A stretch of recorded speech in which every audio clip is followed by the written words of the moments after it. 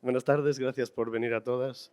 Yo soy Manuel Segade, el director del Museo Centro de Arte 2 de Mayo de la Comunidad de Madrid, que es un museo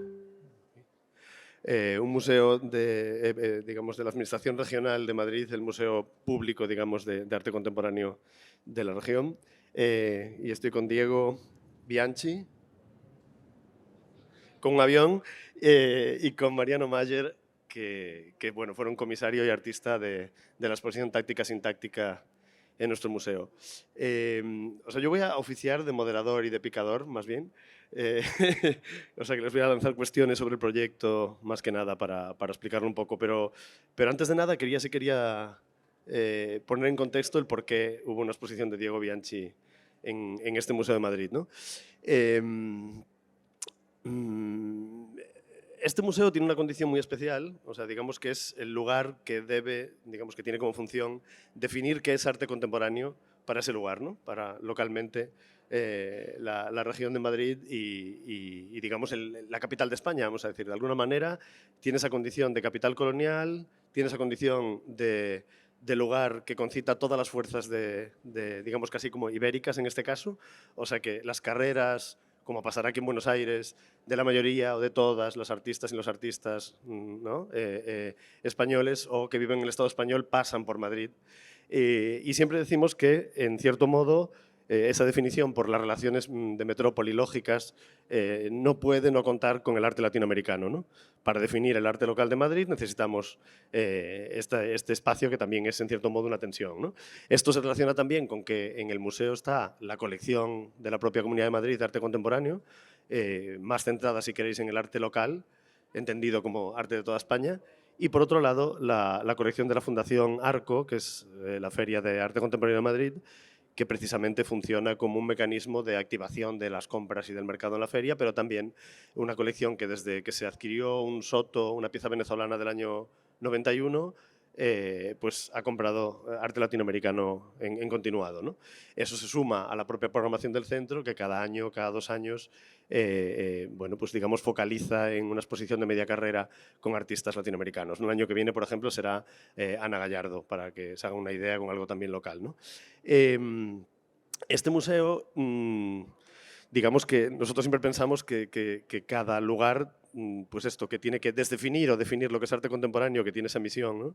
Tiene la obligación, pues precisamente, de contarla, ¿no? De explicar la tradición selectiva a la que pertenece.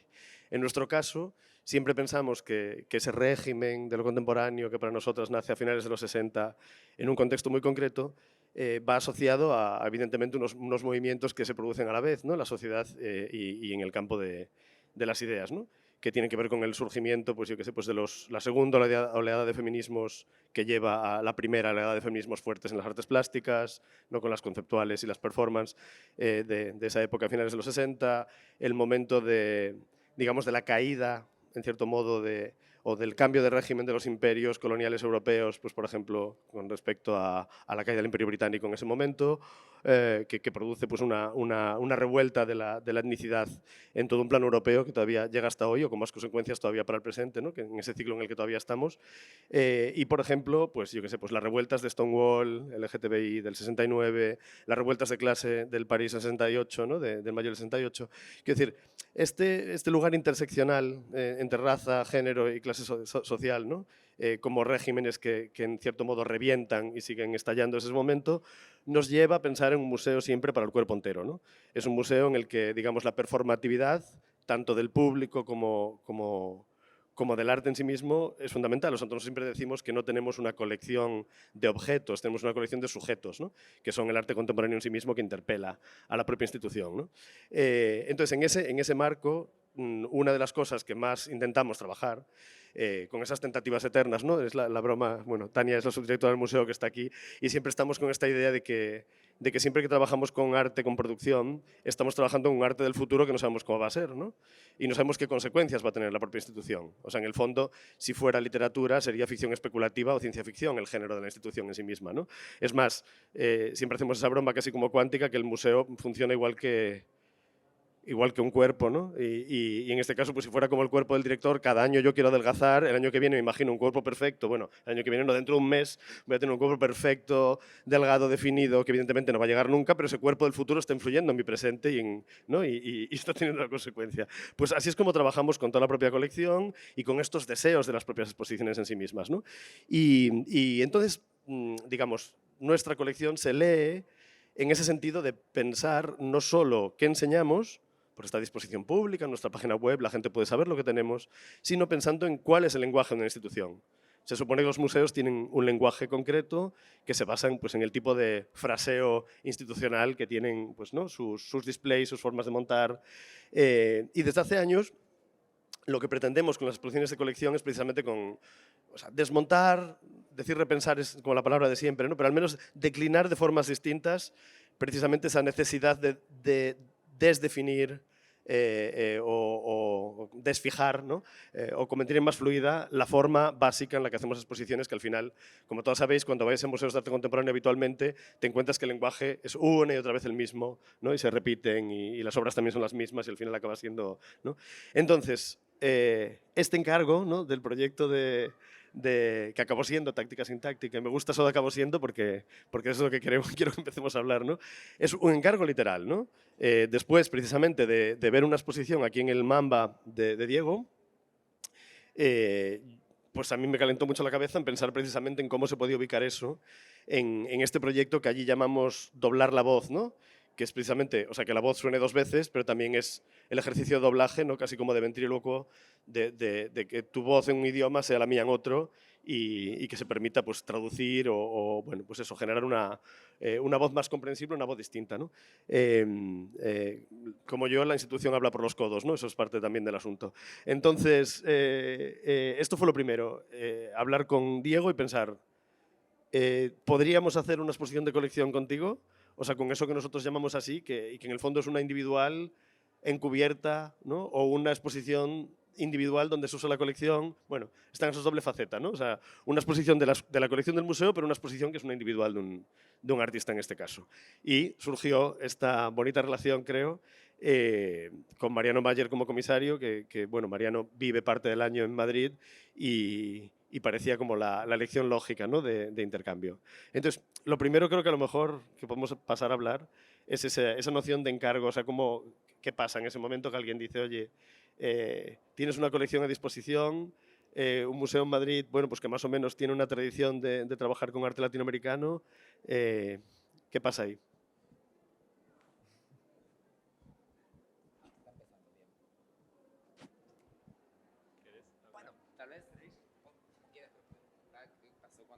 Bueno, sí, cuando llega este tipo de encargo, siempre la sensación es ambigua, porque ya es como que hay un problema planteado. Siempre es más fácil trabajar con la propia obra y no tener que poner en relación con otras cosas. Y entonces, bueno, trabajar con una colección y encima una colección que no particularmente no era conocida por mí o no tenía una afinidad específica, como era en el caso del Museo de Arte Moderno, donde a todos los artistas los conocía y había convivido de alguna forma con sus obras. Esto planteaba como un problema en sí mismo y de entrada, bueno, la sensación es ambigua, pero después fue interesante también como Mariano era el nexo también para poder acercarse a todo este cuerpo de obra que era gigante en el museo y para mí totalmente desconocido, y era como entrar a un supermercado donde no tenés las referencias de nada. Y también eso era un poco atractivo, como poder acercarse a los trabajos de la colección sin tener esa información previa, sin saber casi nada de ellos y poder conectarse con las obras directamente porque nos atraían, porque nos gustaban, por el formato, por distintas cuestiones. Sí, tal cual. Bueno, por mi parte, Manuela, la pregunta fue nada más que bien recibida la posibilidad de traer este modo tan peculiar de Diego de trabajar y de pensar las obras y sobre todo de poder auspiciar esta idea de pensar obras de arte de distintos periodos y de distintas colecciones, porque no solo está la colección de la Comunidad de Madrid, sino está también la colección de la Fundación Arco en el museo.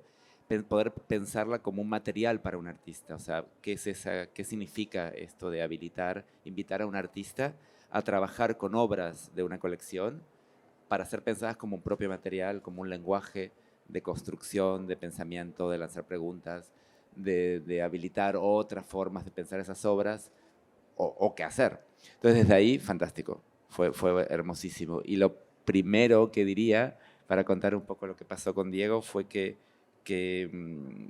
fue exactamente lo contrario, de alguna manera, ¿no? Mi labor al principio era reponer, explicar, contextualizar. Diego, como bien dijo, no conocía el contexto, o sea, que sabía algunas obras, algunos artistas, pero no los cientos y cientos de obras y de contextos diferentes que hay ahí. Entonces, la primera tarea mía era, bueno, reponer eso para aumentar el foco o dar más elementos para que Diego pueda seleccionar o pensar.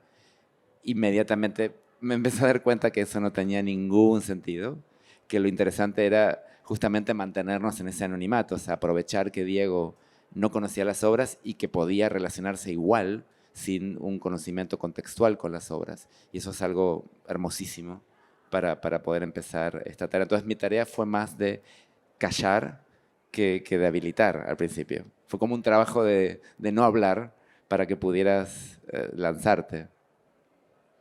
Sí, y también frente a estas invitaciones de los museos, por experiencia, encuentro que hay como cierta doble,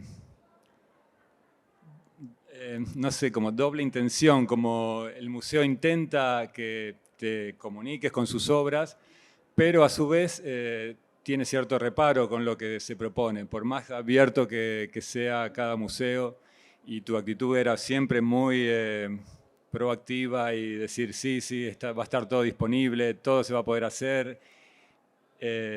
Siempre el museo tiene cierta reticencia a esta manipulación, a este cambio de códigos que se le proponen, así que por eso también es el temor previo a involucrarse con este tipo de trabajos, porque parece que está todo disponible en un momento y después empiezan a aparecer los condicionamientos y los problemas y, no sé, las miles de cosas que aparecen. Pero esta vez tenemos que decir que fue bastante fluido. Bueno, pero más bien es que es porque yo, en este caso, como director, tengo la potestad principesca muy fácil de decir todo sí, y luego viene la realidad de los departamentos de colección, la realidad de los conservadores, la realidad del equipo que dice, a lo mejor no, ¿no? Y ahí viene ya la tensión o el diálogo que hay que establecer. Pero es verdad que, ¿no? Ah, mira, no puede ser, o sea, ¿qué tal? No lo había pensado. Esto es una performance, sí, y esa gorra. Vamos, que ahí hay algo fundamental, yo creo también, que tiene que ver con precisamente cómo un equipo ya tiene un aprendizaje precisamente con un tipo de trabajo, ¿no? Y ya digamos que una de las cosas que a mí más me fascinó y a la vez me inquietó del efecto de la exposición, y estoy cambiando un poco los tiempos, pero fue precisamente que alguien el día de inauguración me dijo esta frase, alguien que yo considero que está muy bien de cabeza, el mundo del arte en España, y nos dijo, oye, haber roto la baraja de las exposiciones con colecciones, ¿no? Y yo recuerdo, quiero decir, me pareció exageradísimo, por un lado, y por otro, hasta casi me ofendió. Digo, pero si llevamos rompiendo la baraja desde hace 7 años, ¿sabes? Como, ¿por qué esta rompe la baraja más? Y en el momento dije, bueno, ya lo pensaré, ¿no? Y parte del asunto ha sido esto, ¿no? O sea, para mí también, y para el propio equipo de colección, es que ha pasado aquí para la gente que no ha pasado en otras exposiciones en las que creíamos que estábamos a lo mejor haciendo lo mismo, ¿no? Cosa que es realmente muy interesante, pero así como para seguir manteniendo ritmo de intriga, vamos, yo quería otra pregunta más concreta con respecto a esto. Las situaciones que genera la exposición, o sea, ¿no? Digamos, sí, las situaciones que van ocurriendo, ¿eran entonces preexistentes a las piezas? Digo, vienen del espacio, de la visita al espacio. O sea, ¿cómo surge ese trabajo de empezar a componer la exposición realmente a partir de tu obra? O sea, ¿o surge de unos deseos de un tipo de obra que en un momento dado dices, oye, no, vamos a pensar en este tipo de trabajos de la colección que tengan más sentido para lo que mi trabajo podía tener? No sé, ¿cuál es ese diálogo que no...? Yo creo que era importante fijarse en la característica de la colección, que particularmente tenía mucha fotografía de una época determinada, de gran formato. Eso hacía que fuera importante prestarle atención y eso generaba un tipo de disposición y una forma de pensar la arquitectura, a ver si la arquitectura podía flexibilizarse para recibir estos trabajos o podía generarse una relación entre obras y arquitectura que fuera específica de este tipo de morfología, que eran estas fotos sobre todo de los años 90, que tenían un tamaño muy, muy considerable, muy grandes, muy pesadas, una forma de terminación específica. Por ahí empezamos un poco a pensar si las fotos y las obras podían generar la misma arquitectura del espacio. Sí. Tal vez por ahí, antes de empezar a responder, explicar un poco como la conceptualización general, ¿no? Y el trabajo en general. O sea, la idea era presentar estas obras, ¿no? Utilizar las obras como un material de construcción de lo que sea, de una escultura, de una situación, de un espacio arquitectónico, de un recorrido, de una experiencia. Y ante tanta obra había que tomar, bueno, como está diciendo Diego, un punto, una toma de partido en un comienzo. Y la primera fue establecer ciertas categorías para buscar elementos en esas fotografías y en esas obras, donde parecían categorías muy simples: mobiliario, cuerpo, categorías de ese tipo, arquitectura, claro. Y surgieron esta idea de, primero, como les decía al principio, el desconocimiento nos llevó a trabajar con lo que no siempre trabajas, como por ejemplo estas fotos. Era muy sencillo de alguna manera elegir las obras hermosas de los artistas que nos encantan, que estamos familiarizadas con ellos y demás. Sin embargo, era muy estimulante empezar por lo que no, como por ejemplo una foto de 2 metros por 2 metros que pesa muchísimo y que nunca sabes cómo montarla en una pared. Entonces la primera idea fue esa, ¿no? Establecer casi hábitats para esas fotografías y pensar en estructuras cerradas, entrar como una casa de fotos y que esa casa de fotos te iba a propiciar una situación corpórea, una situación de formas y una posibilidad de pensar una escultura que Diego a posteriori iba a realizar. Entonces, toda la exposición consistió en determinar obras que alimentaban situaciones y que esa misma situación podía ser o un display arquitectónico de presentación o una posibilidad de construir una obra. Por eso van a ver la presencia de la arquitectura y la presencia de hábitats, por decirlo de alguna manera, que esas obras generaban. Con lo cual se generó una situación muy particular en la cual Diego actuó de una manera multiforme. Actuó como un arquitecto, como un ideólogo espacial, como un artista, como un escultor, permanentemente. Por eso el display es pura escultura y a la vez es un display artístico. Entonces, todo el tiempo está habitando estos intermedios, la exposición, y está planteando una idea muy porosa o amplia de cómo presentar una obra o qué hacer con determinadas obras, ¿no? Y a partir de ahí, bueno, empezaron a aparecer otras cosas que nos gustó mucho, como es pensar las leyes corporales de un museo, no sé, todo lo que sería la información que mantenemos de manera inconsciente de cómo manejarnos en un museo o frente a una obra. No sabemos que, bueno, que frente a las obras vamos a estar callados, que no vamos a tocar nada, que no vamos a preguntar tampoco muchas cosas porque tenemos que saberlo todo o dar por sentado determinadas cosas. Y a partir también de empezar a encontrar estas cuestiones, queríamos, por un lado, o subrayarlas, subrayar esa incomodidad para que pensáramos en ella, o pensar otra cosa directamente, generar otro uso del cuerpo, de partes del cuerpo, de cómo miramos, o cómo somos vistos también, ¿no? Porque eso era algo que también aparecía Hubo mucho. una situación previa también a esto que una vez que seleccionamos el material empezamos a relacionarnos con las piezas, no con su carga semántica sobre qué trataban, sobre el contenido, sino sobre cómo estaban, cómo era el display, cómo era el marco, cómo era el tamaño. Por eso también nos desplazamos hacia una parte como gramatical del trabajo, no solamente en el contenido. Y eso nos liberó bastante, como poder ver estos objetos como objetos realmente y utilizarlos a partir de ahí como qué podíamos aprender de esta forma de cómo los objetos estaban exhibidos, guardados, conservados para contagiar eso en el espacio también.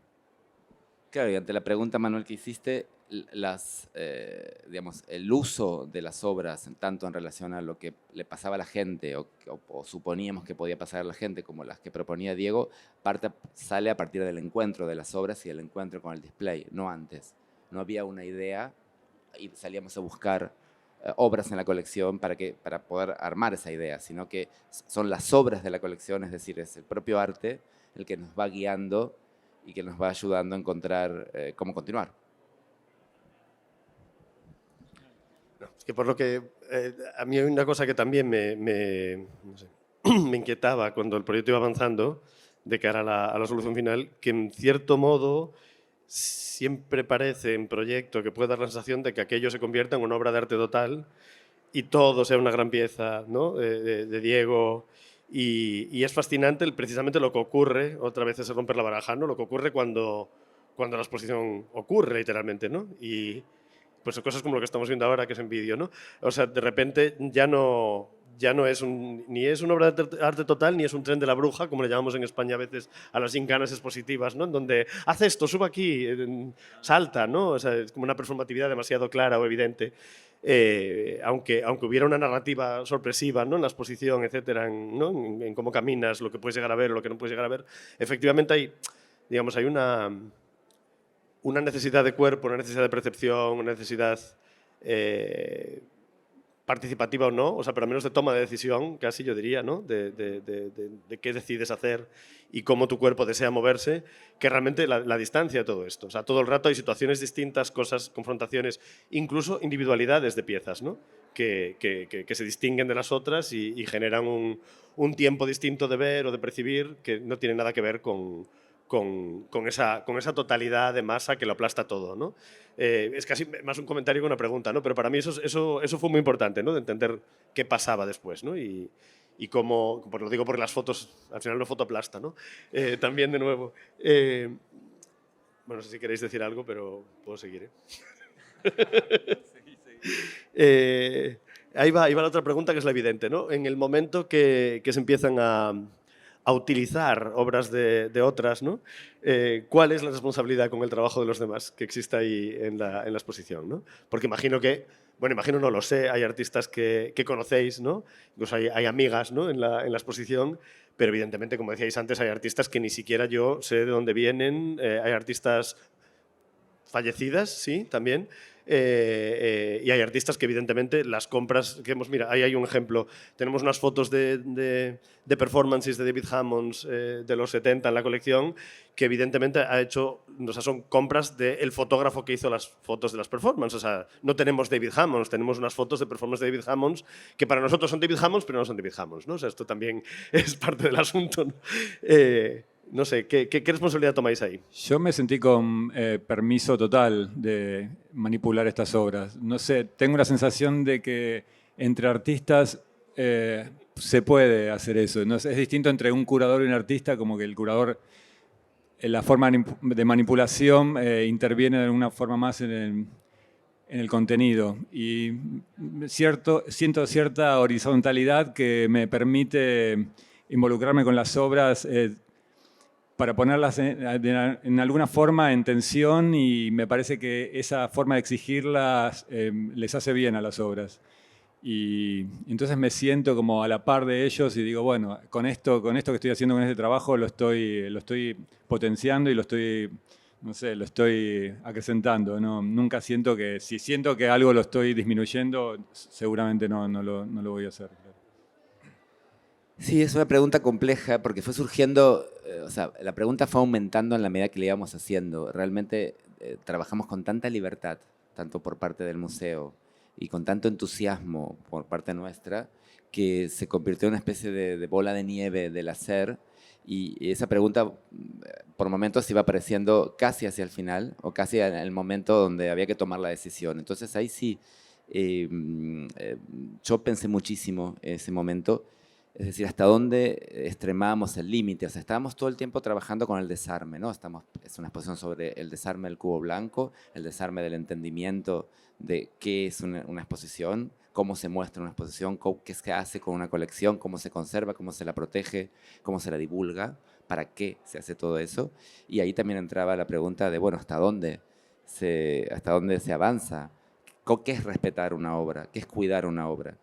Y ahí, bueno, la primera cuestión que surgió y de una manera muy evidente era desarmamos una pieza que es una instalación, son 3 obras, queremos una, ¿hasta dónde podemos hacerla? Entonces, bueno, en muchos casos hablamos con los artistas, nos dijeron que no, por supuesto, que no podíamos desarmar la obra, entonces se tomaron decisiones de que entraba o no entraba. Hay gente que salió del proyecto justamente porque no podíamos o no nos interesaba que eso pasara y nos pareció también interesante.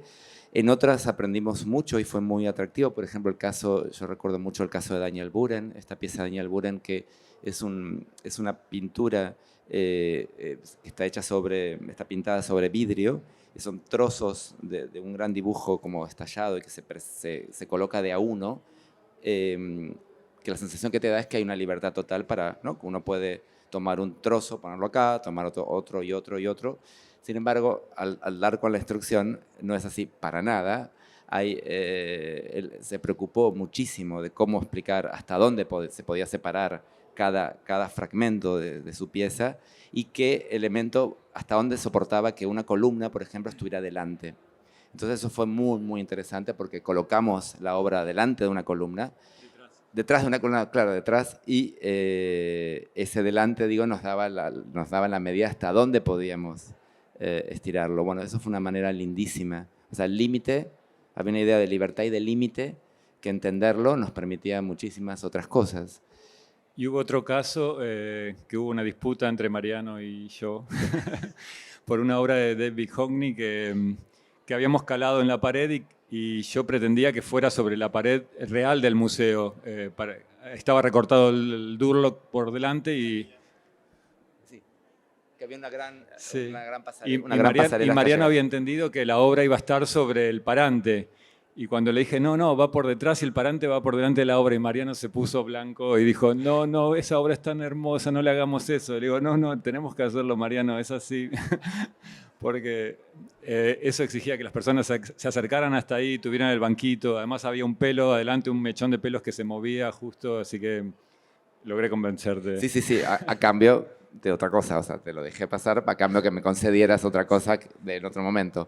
Es decir, para mí era tremendo eso de no poder ver el Hockney, que es un dibujo de línea hermosísimo y que no pudieras verlo, fue difícil, pero funcionó muy bien. Pero para mí era parte del trabajo exigir a que cada obra estuviera un poco molestada, como incómoda sería en la situación, para que también el espectador tuviera como algo por delante que le interfiere para ver la obra, que tuviera que hacer un trabajo específico para acercarse, para verla o para conectar con eso. Me parecía que era importante que las obras todas estuvieran con algún tipo de tensión y si estaba por delante eso no iba a pasar. Entonces. Claro. Sí, doy fe que había tensión, sí. La otra, o sea, yo tengo como...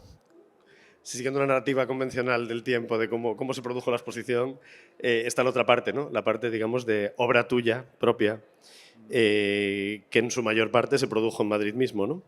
Y eso también bueno, esto es una, por ejemplo, ¿no? Y eso me interesa especialmente, pero porque claro, yo nunca había trabajado con Diego y de repente llegó ese momento, por ejemplo, de petición, creo que lo puedo contar, ¿no? De petición al equipo, ¿no? Y de golpe es como... una de las personas de producción nos escribe a todo el museo, sin haberlo hablado antes además directamente, dice, oye, vamos a poner una caja con cosas de Diego en una parte de las oficinas, traed, pues, por ejemplo, los cartones interiores de los rollos de papel higiénico que tengáis en casa. O sea, yo creo que nadie lo hizo, ¿no? Casi, eso fue una decepción absoluta, creo, porque esto fue como 3 meses antes de que Diego llegase a Madrid. Digamos que hubo ahí una cosa muy, muy fascinante de... digamos, de aprovechar, evidentemente, las formas, los recursos de producción que tú ya tienes habitualmente, pero también yo me encontré con esta cosa de Diego haciendo casi como, no sé, pues como racias, vamos a llamarlo, por el barrio, ¿no? Donde le conseguimos un estudio compartido con otros artistas, donde sabíamos que esos artistas podían proporcionarle, en cierto modo, recursos, ¿no? Podían funcionar como parte de la capacidad de trabajo del asunto. Trajimos asistentes en un momento muy concreto, pero sobre todo es eso, Diego campaba a sus anchas, vamos a decir, buscando materiales, aparte de, concretamente, pues, este lugar de residuos o este otro, ¿no? Donde se podía buscar. Y entonces, claro, yo sé positivamente, aunque no me metí mucho en el asunto, que las cosas iban ocurriendo, que aparecían cosas que evidentemente generan unas piezas, podían haber generado otras, ¿no? Y entonces ahí va, eso es lo que más me interesa. Lo digo porque hay una parte, que ya me avanzo a lo siguiente que me interesaría hablar también, quiero decir, somos un museo pues con unas determinadas normas, es un museo público, etcétera, con lo cual, pues por ejemplo, todas las arquitecturas diseñadas han tenido que pasar por un equipo de arquitectura que las ha diseñado a nivel formal. O sea, que ha conseguido pues, que todo sea seguro, que si alguien se mata, que sea porque quiere, ¿no? Como en cualquier situación de la vida cotidiana en general, y ese tipo de asuntos, ¿no? Entonces ahí hay algo muy interesante porque obligamos a Diego a lo mejor a trabajar de una manera, puedes contarlo tú, que no creo que sea la habitual, que es una manera impositiva en la que, digamos, el plano general de las salas tenía que estar definido y tenía muy pocas posibilidades de cambio en el momento de montaje. O sea, puedes desplazar un muro más aquí, más allí, puedes colocar esto así, slightly, ¿no? Como decimos, pero claro, ya lo obligábamos a un trabajo en el que la producción in situ no iba a ser tan producción in situ como a lo mejor habitualmente estás acostumbrado a hacer aquí, por ejemplo, que es un lugar en donde todo el control es tuyo, vamos a decir, ¿no? Entonces ahí hay una cesión que me parece interesante, ¿no? Bueno, no sé si queréis hablar de eso, yo creo que es el punto más extraño, ¿no? A nivel de producción. Sí, desde luego, porque tuvimos, o sea, la previsión, tuvimos el diseño total, o sea, la planta total, con mucha antelación definida y tuvimos la pandemia en el medio, que no tenemos que olvidarnos de esta cuestión. Entonces, eso fue muy extraño porque si bien el proyecto se modificó en parte, no se modificó sustancialmente, se cambió alguna cosa. Siempre en función de la viabilidad del proyecto, no tanto de nuestras ideas. Con lo cual, eso sí, ha sido muy, muy particular porque eso estaba y estuvo mucho tiempo y fue más bien como alimentar el deseo sobre eso, cuidar nuestro deseo y nuestro entusiasmo sobre eso, pero fue muy interesante por mi parte. No era un límite, no sé cómo creo que Diego lo vivió igual. Esa idea de tener esa estructura no generaba un límite. Da un poco de terror ¿no? O mucho vértigo no equivocarse, no saber qué era que esa era la forma correcta. Pero a su vez eso habilitó poder pensar en otras formas o otras formas de inmediatez tal vez, que eso sí es interesante. Creo que Diego, por lo menos yo lo percibí así, que lo diga Diego, pero que encontró unas maneras también de ser plástico y actuar de manera inmediata ante esa situación, sin saberla antes. Como pudiste actuar tanto en el estudio como en los propios días del montaje, como con pequeños gestos o los gestos permitidos del museo, cambiarlo todo. De hecho, hasta Ignacio, que es el jefe de montaje, Ignacio Macua, puso una alarma para que Diego el día de la inauguración no tocara más. O sea, dejó de tocar, inauguramos creo que a las 12 y Diego dejó de mover cosas a las 12 y seguiste moviendo sin que ellos lo supieran. Claro, esa es mentira. Pero sí, te las ingeniaste para hacerlo. Me dijo eso, tenés tiempo para mover cosas hasta las 12 del mediodía. Pero ya antes había cosas que estaban en el espacio y estaban para trabajar y ya estaban pegadas en tarimas o en lugares donde yo las había dejado pendientes para utilizar.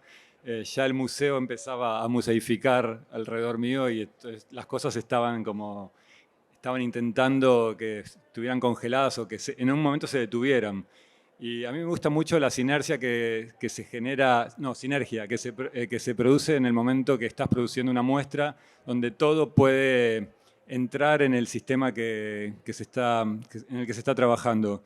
Entonces hicimos unas recorridas por basureros en Madrid, por la calle, y yo siempre quiero tensar el momento de definición hasta el último momento. Y me parece que ese momento de definición es como súper importante porque ahí es el momento en que no hay una vuelta atrás, donde hay que definir sí o sí las situaciones y cada vez estaba como un poco más condicionado por esta cuestión de la arquitectura, de un equipo gigante trabajando alrededor tuyo. Así que había que encontrar los pequeños espacios para poder modificar algunas cosas. Pero se encontraron finalmente. O sea, quiero decir, dentro del lenguaje de tu trabajo, obviamente, ¿por qué este tipo de materialidad y no otra? O sea, ¿hay alguna...? ¿no? Sí, En general, las obras que habíamos elegido referenciaban al cuerpo, pero el tipo de display, para mi gusto, enfriaba demasiado las situaciones. Entonces, lo que necesitaba es algún tipo de fisicalidad, de corporeidad, no sé, de carnalidad. Entonces, elegí trabajar en general con elementos blandos, con elementos que no tuvieran una cuestión de resultado definitivo, sino que inclusive yo soñaba que durante la muestra el público iba a poder modificar algunas cosas o el paso del tiempo también iba a modificar las piezas. Quería generar esta contraposición entre lo que pasaba dentro de la fotografía y lo que estaba pasando con los objetos que acompañaban esa fotografía para, no sé, devolver de alguna forma esa corporeidad que estaba un poco congelada en el material que habíamos seleccionado. A ver, de hecho ocurrió, quiero decir, aparte de que pues podéis imaginar que una pasarela pintada de blanco pues va a ir ensuciándose, va a ir generando, ¿no? Digamos, la coreografía del público va a estar ahí. Evidentemente cosas como una hoja ¿no? de la calle en el espacio de exposición, una hoja seca, pues evidentemente, por más que la quieran pegar con silicona, la hoja se va a mover, va a acabar en otro lugar, el pelo va a estar en movimiento continuamente, eso es obvio, ¿no? Pero aparte de eso, es verdad que literalmente una pieza hecha con una calabaza estalló durante la exposición, ¿no? Reventó ya sola, pues se pudrió la calabaza, entiendo, y bueno, pues allí estuvo. Además, claro, pasó durante un fin de semana y ni se limpió ni se hizo nada con ella hasta que llegó el martes, ¿no? Y es como, ¿qué hacemos? Hay un líquido que ha salido de una calabaza que ha estallado, ¿no? Y eso de repente, claro, genera, bueno, ¿sabes? De repente genera algo un poco especial. No, y también que las piezas invitaran a una relación táctil me parecía importante. Después estaba la cuestión de que no se pueden tocar las piezas en el museo, pero yo quería generar esa tensión que el público deseara tocar o para entender lo que estaba viendo, que una parte de la información pasa por el tacto y esa parte en los museos está como muy restringida y me parecía como importante ponerla en tensión. Así que mis piezas invitaban a ser tocadas por más que después no se pudiera hacerlo. Pero... a ver, quiero decir, nosotros para evitar que si precisamente alguien decidía tirarse por un agujero o generar cualquier acto de violencia sobre su propio cuerpo, voluntaria o involuntaria más o menos, hay que decir que obligamos a poner una especie de decálogo de normas, ¿no? A lo del ascensor que la gente tenía que leer antes de entrar en la exposición, que implicaba, por ejemplo, pues que las niñas pequeños tenían que ir de la mano, por ejemplo, pues porque efectivamente había pues, ¿no? lugares donde se podían estampar fácilmente o romper alguna de las piezas de la colección o de Diego.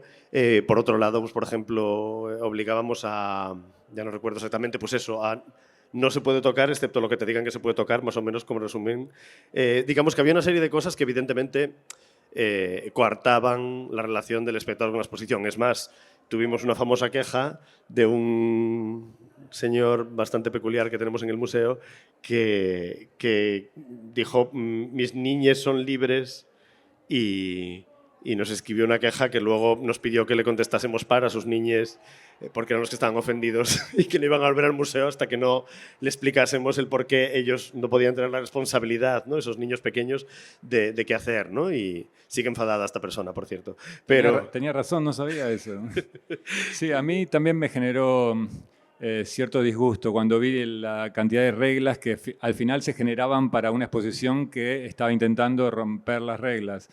Entonces hablamos inclusive, te dije, podemos relajar un poco estas normativas, porque para mí era lindísimo ver que la gente se metía en los huecos y que los niños estaban disfrutando. Lo vi en la inauguración, finalmente no estaban de la mano, algunos se liberaban. Pero... No, o sea, realmente era así, o sea, y pasó de todo durante los usos de la exposición. No sé, hay algo interesante ahí, quiero decir, no sé si sois conscientes, bueno, veo muchos artistas que conozco y siempre hay una tensión con los equipos de montaje, ¿no?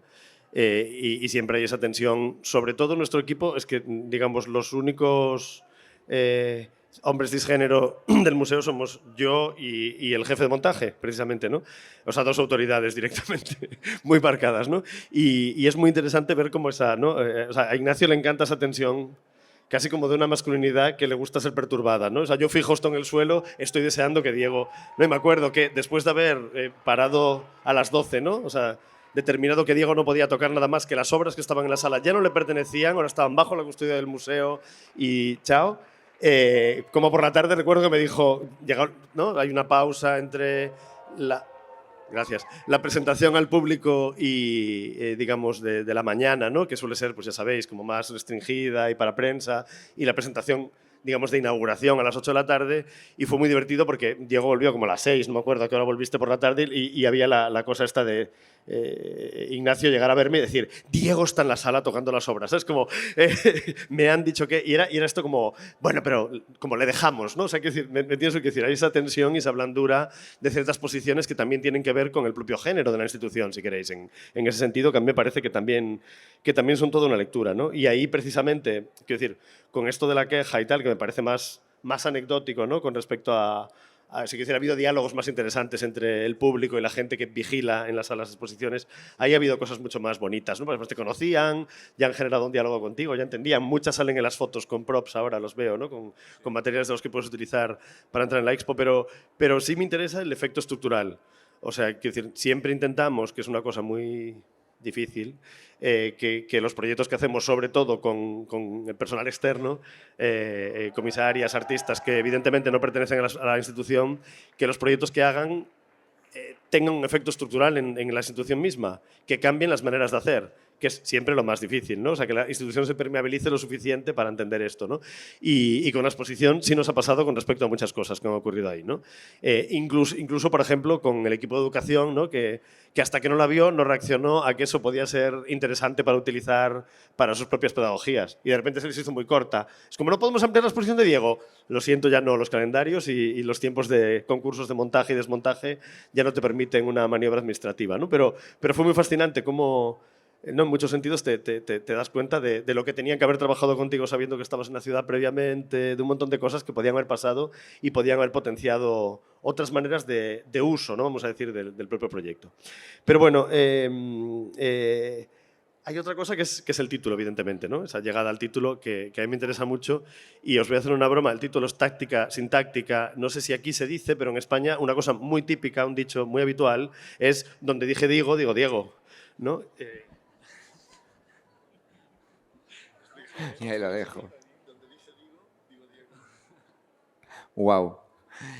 A ver, el título fue un forcejeo, un baile y forcejeo importante hasta dar con esto, ¿no? Como todos los títulos, siempre el título aparece y desaparece permanentemente, nunca es una claridad, es más bien esta relación, ¿no? Que uno tiene que ir estableciendo y amigándose con esas sensaciones.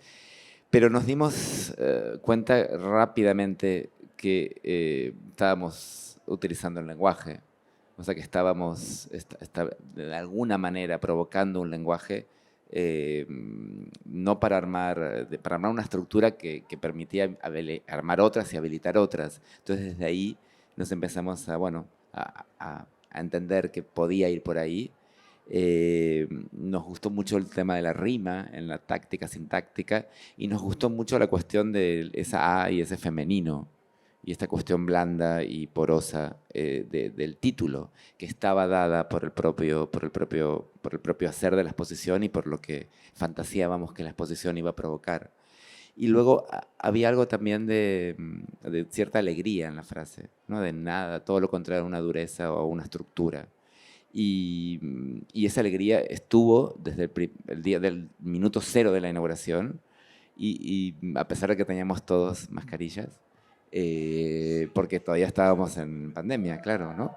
La gente estaba alegre, todo el mundo estaba eufórico de alegría, ¿no? Y lo veías en los ojos, y eso creo que acompañó muy bien este anhelo con el título.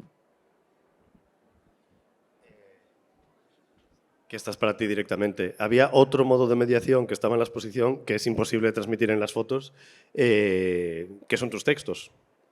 O sea, había digamos, una mediación comisarial que yo creo que era muy, muy interesante, que tenía que ver con esto, ¿no? Bueno, evidentemente había cartelas un poco juguetonas, ¿no?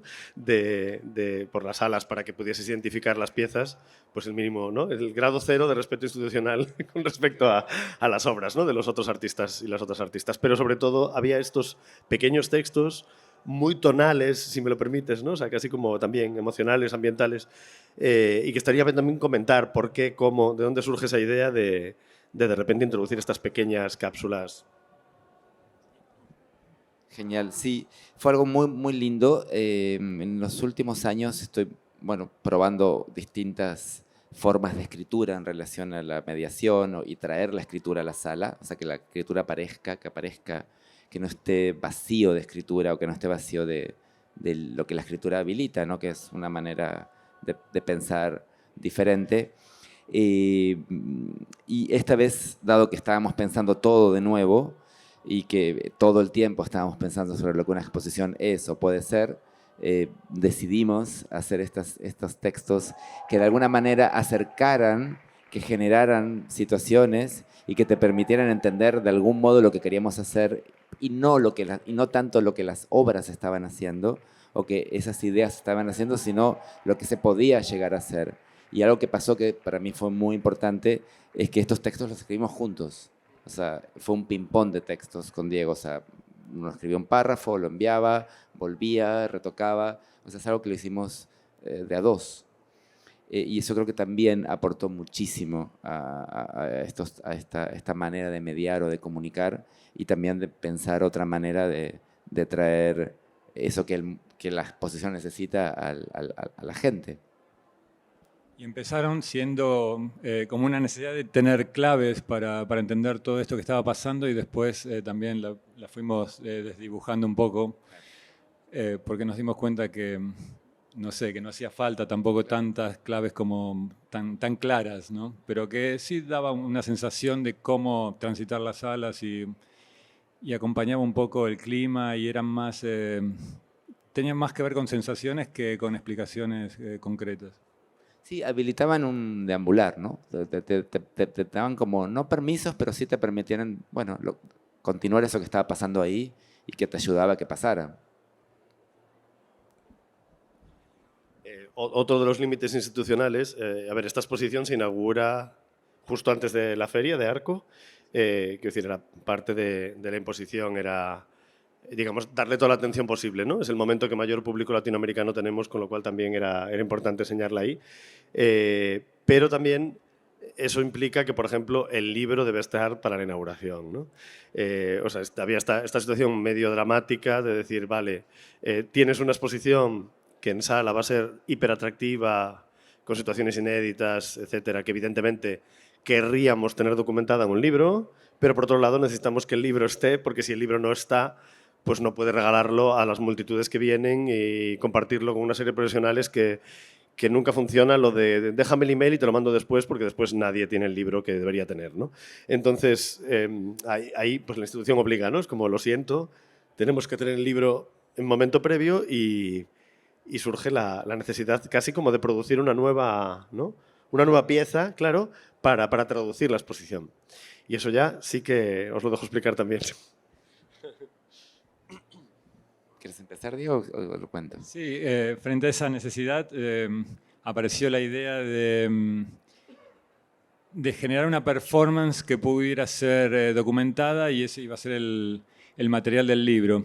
Y la performance iba a tener que ver con la manipulación de las piezas que iban a aparecer después en la exposición.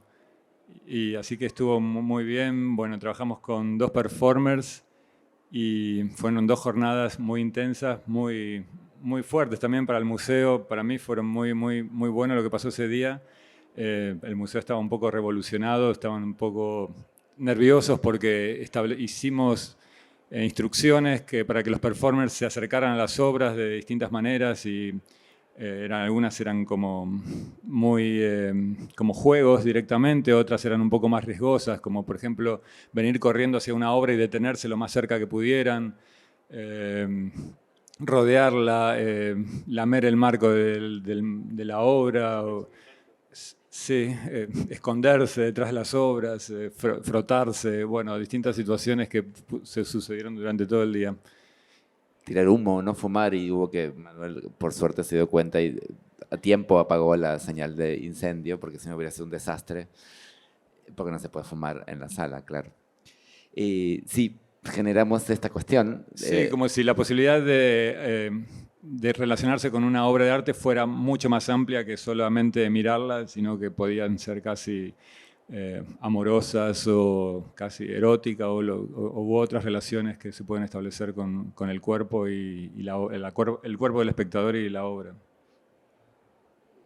Sí, y también esto nos ayudó a pensar, a tener tiempo para pensar, dado que teníamos que tenerlo antes, qué tipo de libro era importante tener, ¿no?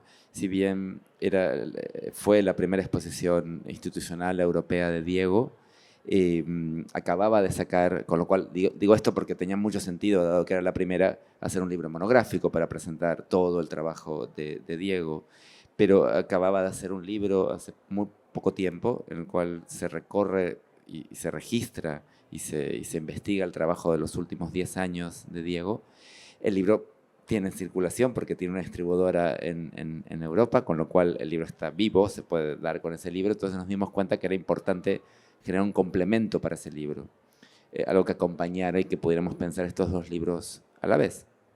Y de ahí surgió la idea de pensar los temas de la exposición y no, para poder pensar la actividad y el trabajo de Diego, pero no tanto desde el interior de Diego, sino de lo que este hacer genera.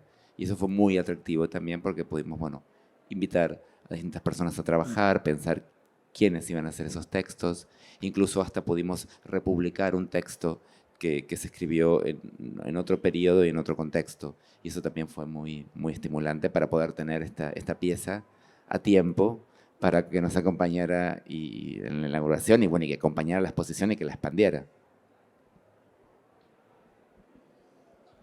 Bueno, a la vez que la exposición de Diego había otras 3 exposiciones y ocurrió algo bastante divertido durante Arco, ¿no?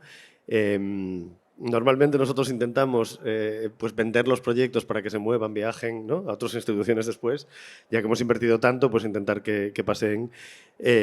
Contactamos con varias instituciones que querían trabajar con Diego y que ya sabíamos de su intención, que no resultaron, o sea, al final no quisieron trabajar con Diego o están trabajando contigo de otra manera, pues nos da igual, pero vamos, no quisieron esta exposición, pero ocurrió una anécdota casi divertida, bueno, realmente divertida. Hemos invitado a alguien de un museo holandés, bueno, una de las personas que estaban invitadas para Arco, que tenía interés en contra de las exposiciones que estaban en curso, en la de Álvaro Perdices, y que en principio le interesaba, bueno, venía con la cosita de quiero ver esta exposición, a ver si me la llevo. Cuando llegó al museo ya no vio la exposición de Álvaro Perdices, lo que quería es la exposición de Diego, ¿no? La de Marrés actualmente. Y entonces ahí hay otra cosa, o sea, va a viajar el año que viene, ¿no?, en cierto modo, la exposición a un centro en Holanda, que se llama Marrés en Maastricht. Quiero decir, yo ahora ya me lo sé porque he recibido la petición oficial de obras y solo hay, creo que una obra extra y una que no va, ¿no? O sea, una que se cambia por otra, pero que son 47 o algo así, piezas que son las mismas. Ahora ya sé que más o menos en algo se va a parecer, al menos están las mismas obras. Pero sin saber nada del proyecto, ni querer saber hasta ver la exposición allí, sí me interesa cómo narices se declina esta exposición en otro sitio, que sé que la arquitectura es totalmente diferente, o sea, ya sé que has viajado allí, ya has estado, etcétera, pero es fascinante, es la exposición en la historia del museo, creo que yo menos imaginaba moviéndose. O sea, nosotros pensamos con los artistas que están vivos que es una estupidez aquella cosa como del... No, el carrusel Picasso, ¿no? Consigues un montón de Picassos muy buenos, solo los puedes conseguir ahora, solo te los prestan para este año, y entonces los metes en un camión y van tipo santos moviéndose de sitio en sitio, y qué maravilla, ¿no? Esa es una itinerancia clásica, ¿no? Con artistas vivos es como, ¿qué más da, no? La exposición puede ser totalmente distinta en otro lugar y pertenecer al mismo proyecto. O puede incluso, no sé, pues convertirse en un ciclo distinto que no tenga ni nada que ver con una exposición, etcétera. Y esta que yo pensaba que nunca se iba a mover y que cuando recibimos realmente la petición pensé jamás con las mismas piezas, resulta que sí. Es casi como una curiosidad pública, ¿no? ¿Cómo vais a hacer con esto? ¿Cuál es el proyecto allí o qué tenéis en mente? Bueno, sí, el lugar es completamente distinto. Es otra escala de museo y, no sé, tuvimos que pensar bastante cómo adaptar estas ideas a ese espacio. Pero me parece que puede funcionar también. Va a ser completamente distinto. Tenés que ir. Sí, fue exactamente eso. Pero partíamos de algo. Yo también, para mí fue una gran sorpresa porque lo último que imaginaba es que esto se podía mover. Pero encontramos una manera de que se pueda mover. O sea, estamos en ello. Pero sí, el lugar es totalmente diferente. Pero hay algo muy importante en este tipo de proyecto que es la complicidad y el entusiasmo de los que te reciben. Y en el caso de Marres es muy similar al entusiasmo de ustedes y en la posibilidad de pensar con toda la existencia del lugar y con todo el equipo y con la arquitectura también, ¿no? Desde ahí está dado lo que sí es uno es un centro de arte contemporáneo hecho de cero y otro es una casa burguesa del centro de Maastricht reconvertida en centro cultural, que no tiene absolutamente nada que ver con el K2M. Pero bueno, estamos en eso. Tiene casi gracia que vaya a ser en un lugar que ha sido también colonia española, en cierto modo. Sí, claro, fue en la zona católica de los tercios de Flandes, del sur conservador de Holanda. Bueno, la gracia del lugar, yo creo también, o sea, que decir, no sé, o sea, no sé cómo se entenderá una colección también que no conocen allí. Y a mí me da mucha curiosidad también, quiero decir, parece que hemos hecho el calendario a propósito para que Diego vaya moviéndose a inaugurar de feria en feria, ¿no? Porque en Maastricht se produce la feria más importante anticuaria de toda Europa, o del mundo, yo diría, que sí, que se va a inaugurar, digamos, la exposición en el momento de la feria, ¿no? Con lo cual casi es como divertido pensar en una feria mucho más conservadora, un territorio mucho más conservador Maastricht que Madrid, pero por otro lado también un lugar pues con un desenfado especial, ¿no? O sea, digamos, el mundo holandés, por ejemplo, con respecto al cuerpo, pues también es otro tipo de cultura y les encanta tener la absoluta libertad para hacer lo que les dé la gana. Quiero decir que las tensiones institucionales que allí se pueden provocar cuando la gente quiera realmente tocar, y en este caso ya no solo Marré, sino el Museo de Arte 2 de Mayo tenga unas condiciones ¿no? de préstamo de las piezas, que esas piezas no se pueden tocar, por ejemplo, pues yo creo que se van a generar muchas cosas muy interesantes y muy fascinantes, porque os recuerdo que en Holanda, no sé si habéis tenido la oportunidad de ir, pero lo habitual, por ejemplo, es que los museos tengan incluso un kettle en el lobby donde puedes hacer un té, quiero decir, hay una especie de nivel de relajación institucional que nosotros intentamos reivindicar en el 2 de mayo, pero que en Holanda es todavía más radical, ¿no? Es como, quiero decir, ya sabéis que puedes fumar un porro en el patio de un museo sin ningún tipo de problema, pues en España no pasa, ¿no? No sé si en Argentina. Vale, no sé si a lo mejor ya es el momento de que nos digáis lo que queráis, ¿no? Si tenéis alguna pregunta, algún comentario, algún insulto que hacer.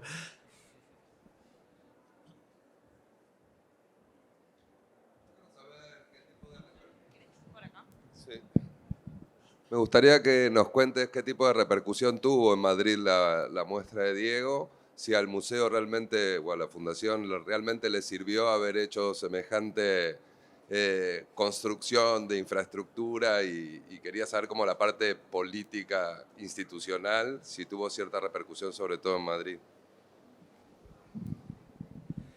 Mucha. O sea, quiero decir, la exposición, la verdad...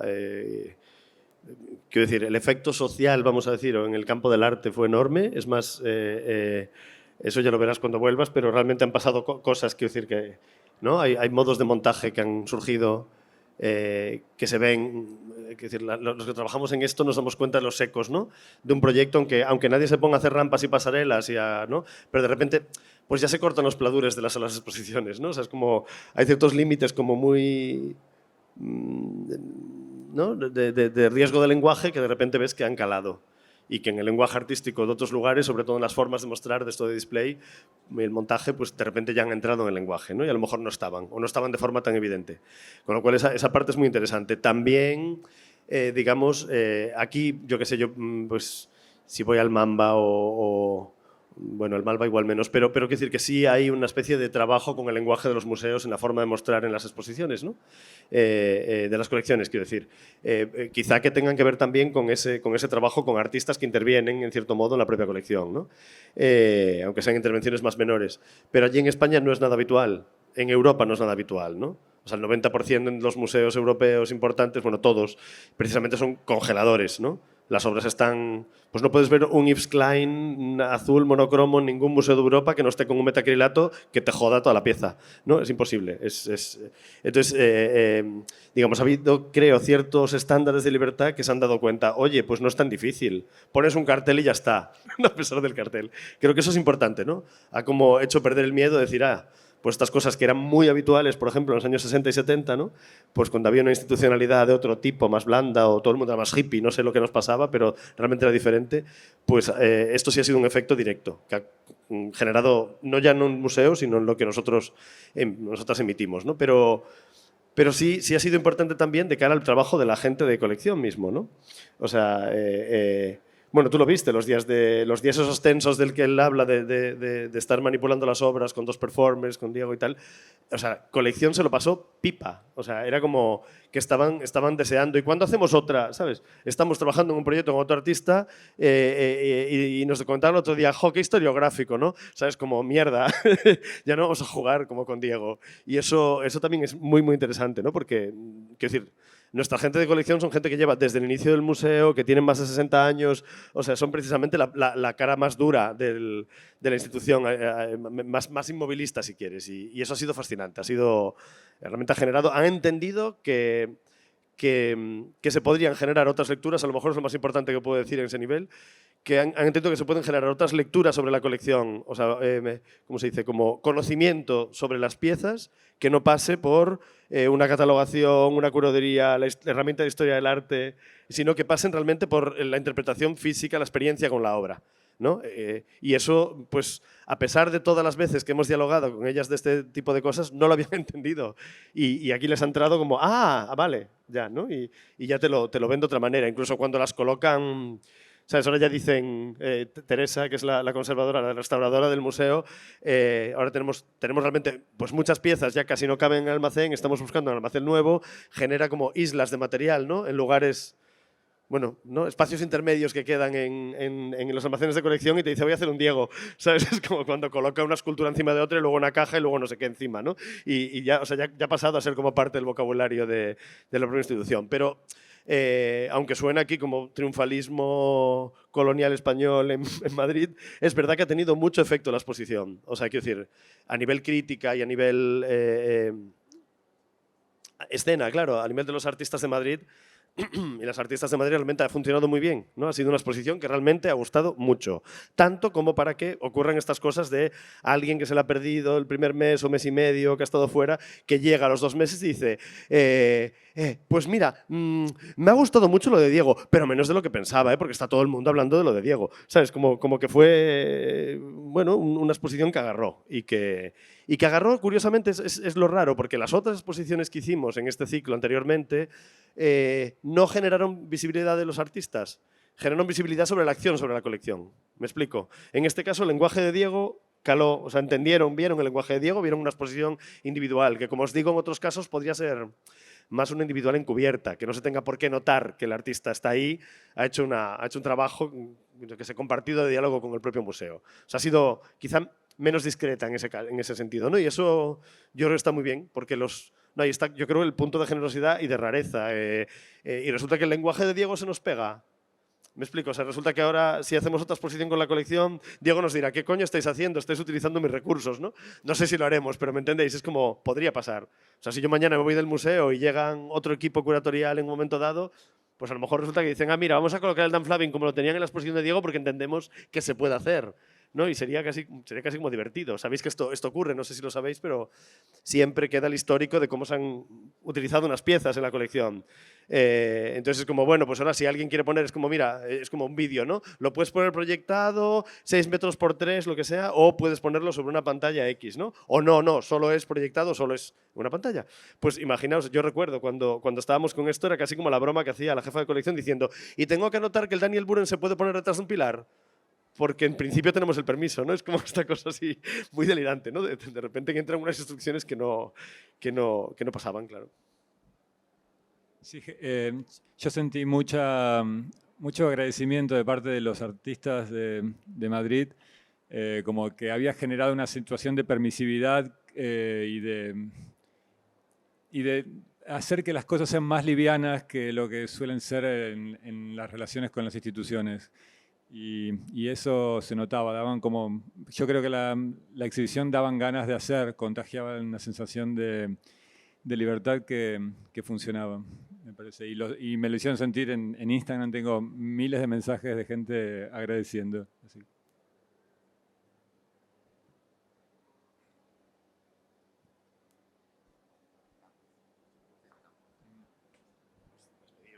Bueno, muchísimas gracias. Creo que ya estamos. Gracias. Seguimos después.